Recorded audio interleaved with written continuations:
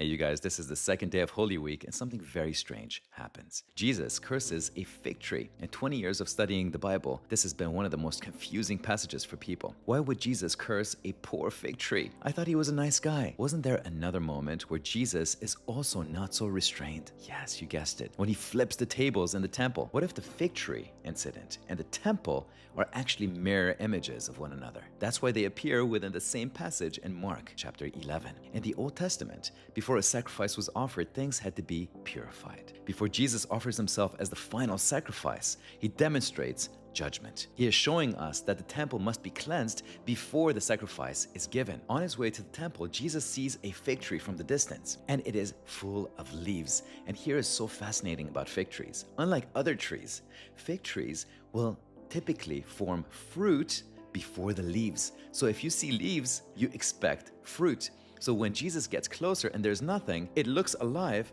but it's empty. That is false advertising. So he curses it. And this is really important because fruit in scripture is the evidence of real faith.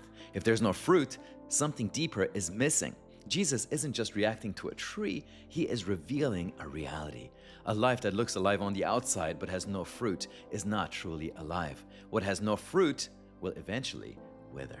So it's not just about the tree. This is a picture of the Israel's religious system, especially the leaders, because they looked full of righteousness on the outside, but there was no real fruit on the inside. When you got close, there was no fruit to bear that you could see. No justice and no mercy, no true worship. First is the fruit, then the leaves. First is the faith, then the outward expression. And immediately after, Jesus walks into the temple and starts flipping the tables. The fig tree showed the problem, the temple reveals it fully. So just like the tree had leaves without fruit, the temple had activity without purity. It looked like worship, but it was corrupt. So Jesus says, "My house shall be called a house of prayer, but you have made it a den of thieves."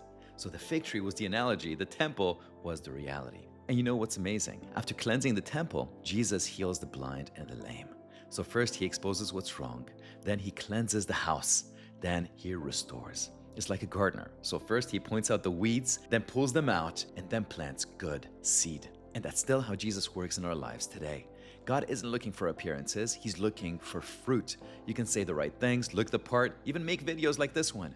But is your life bearing real fruit? Is there transformation? Is there fruit that glorifies him and feeds others? You know, I have to ask myself that.